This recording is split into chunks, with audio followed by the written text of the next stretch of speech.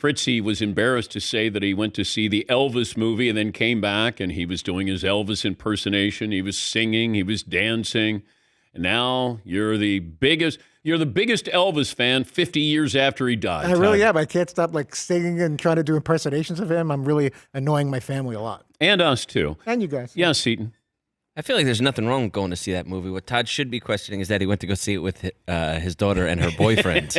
I did. It was a little outing. That's a little tricky. The daughter and the boyfriend sat in the front and me and the wife in the back, and everybody behaved in Elvis. Richard Roeper does this for a living. He reviews films for the Chicago Sun-Times, and you can check out Screen Time with Roe and Roeper podcast. All summer long, he and Roe Khan have been celebrating the anniversary years of certain movies and TV shows.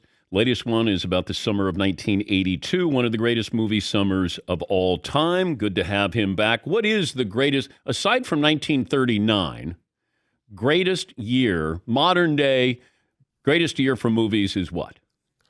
Well, 94 was a great year with Pulp Fiction and Forrest Gump and a lot of great films. But Dan, just the summer of 1982, just in the summer, E.T., Poltergeist, The Thing, Fast Times at Ridgemont High, Rocky III, Blade Runner, An Officer and a Gentleman, all within a 3-month period in the summer of 82. I mentioned Tom Cruise is the last movie star. You agree? Yes, especially when you think about the longevity, because you want to talk about going back. 1983 was risky business, so he has been a top-level global superstar for 40 years. I don't think anybody's ever going to do that again. It's sort of like when we look at certain players in baseball and the records they have that are never going to be matched again. So if somebody right now is a big star, a Ryan Gosling or Scarlett Johansson, they'd have to do it for 30 more years at that level. And he's got that combination of I think he's an underrated actor. And you look at things like Magnolia and Born on the 4th of July, Oscar-nominated performances. But he also knows how to sell the movies. He knows how to do it internationally, and he knows how to carry a movie.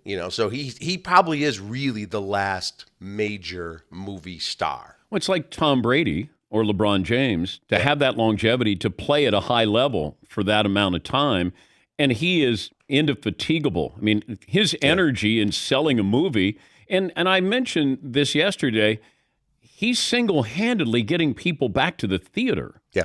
Which is amazing.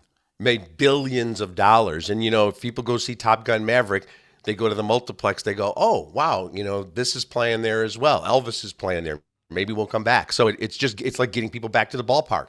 After COVID, he is a huge attraction. Is Maverick a great movie or a good movie? It's a good movie. You go back and look at the first one. It's absolutely ludicrous, but it was, the thing about it was everybody got to show off their brand new basement theater sound systems in the 80s. That they'd always play the first 10 minutes of Top Gun and go, look at this, and then rattling the walls in the basement. What they did, the smart thing with Top Gun Maverick, Dan, is they just basically did a tribute to Top Gun. It's the same story, just next generation. Great casting, bringing in Miles Teller to play the son of Goose, the Anthony Edwards character, and then the kind of touching inclusion of Val Kilmer, who's battling the same sort of illness that his character has in the movie. And Cruise is amazing because again, you believe that this guy really still would be trusted with a $1 billion jet, even though he's at the age where he should be a rear admiral and retired and smoking a cigar, right? Well, also, and I don't know, why did it take so long to get the sequel made? And was that a good thing that it took this long? Yeah, I think it was. In a lot of cases, if you wait too long, the interest has died off. But as we've talked about, Cruise has remained a huge movie star. He was adamant that this was going to be a theatrical release. There were multiple delays with pandemic and injuries on the set and all that. And they waited till the right time to release it as well, when just about everybody's ready to go back to theaters, to the ballparks, to restaurants. So it was just the kind of the perfect storm for this to come out. Would you bet there will be a Top Gun 3? I hope not. At some point, it's going to be Top Walker, as he kind of limps into there. We're going to go win the war. I think, Cruise is great about this, Dan, with franchises. You look at Mission Impossible, that's one of the few movie franchises that has actually gotten better with every succeeding film. The first two were just okay. John Woo did, I think, the second one. But they've become James Bond movies. They become Bourne movies. Yeah. You know, it's got nothing to do anymore with the original Mission Impossible TV series. That's gone. That's in the past. He's just playing a character who has the same name as that character. I go back to 1986. Ferris Bueller, Color Money, Aliens, Platoon, Stand By Me, Top Gun, Hoosiers, River's Edge. A pretty good run there. That's a great run, and you talk about that list of films, the ones from '82. We're talking about some of them are action films, but a lot of them are the movies that I think you and I love the most, which are character driven, story driven, incredible screenplays, and that's why those movies resonate 40 years later, because it's not about the time that they're in, it's about the characters and the situations. People can still relate to Ferris Bueller, even though every move he pulls right now would be busted by cell phones. He'd never get away with any of that stuff. But it doesn't matter. It's sort of like Seinfeld, where it's the situation of the sitcom that we can relate to generations later. I wonder how this has impacted acting. That, if before you were an actor, not, something with prosthetics, or you were in a Marvel movie or something, CGI. Is it fair to look at actors now? Can you compare them to a previous generation?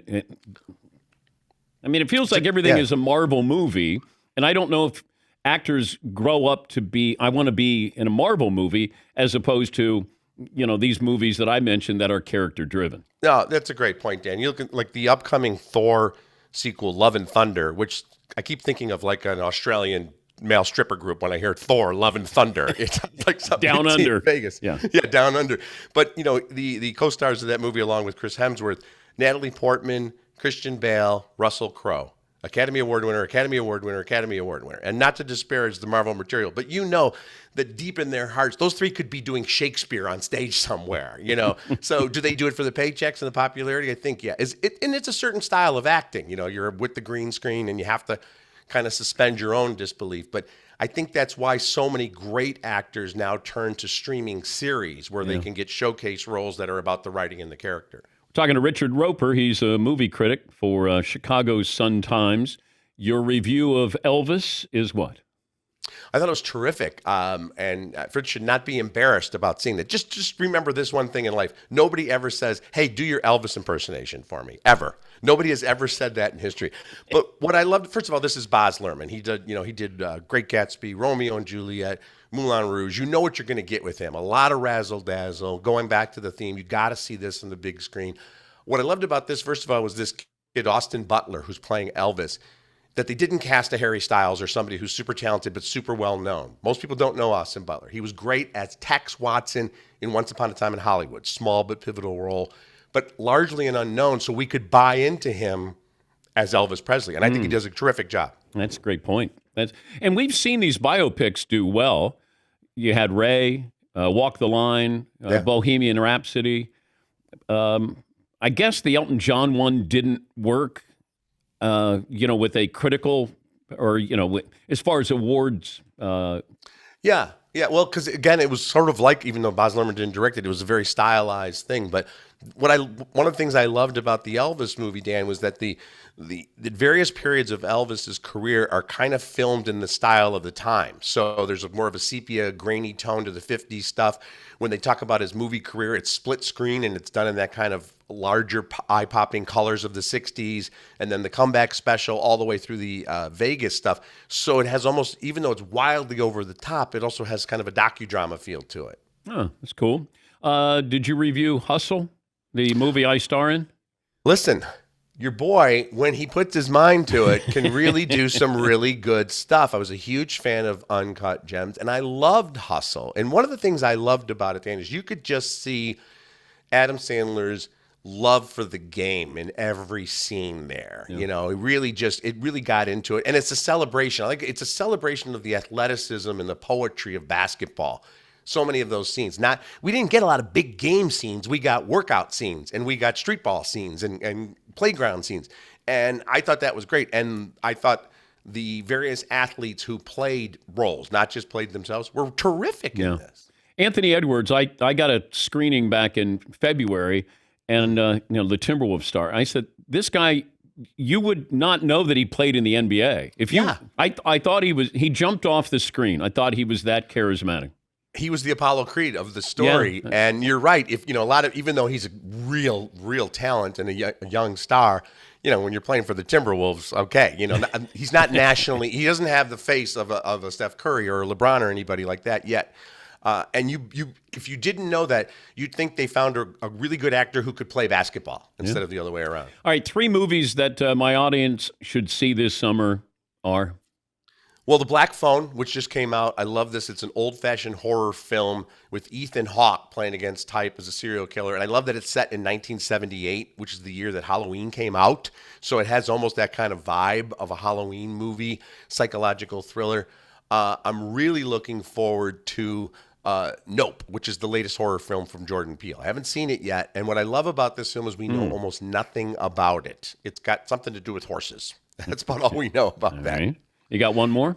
The Forgiven, Jessica Chastain and Ralph Fiennes, and this is kind of an old-fashioned film noir. They're the wealthy couple. They go to Morocco and they get involved in a murder and a cover-up, and it's about cultures clashing. And it goes back to great actors with great roles just knocking it out of the park. The movie that we should not see.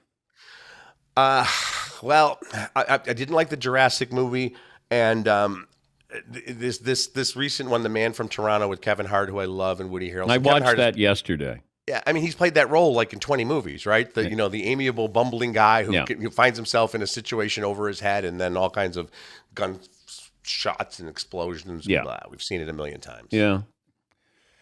It's good to touch base with you. I'm racking up numbers here with cameos. So in memoriam, I'm getting. I mean, look, if you live longer than I do, can you just get me up on the big screen in memoriam at the Academy Awards? Yeah, I think the key is we're gonna give you the box office credit. Like John Ratzenberger, who's in all the Pixar movies, was Cliff on Cheers, and he has one role, so he's got a box office of like $7 billion. Okay, you're well over the billion mark I at am. this point. Yes, so we'll go with that. We'll go with that. Yeah, I'm still waiting for you to break down all the cameos that I've done.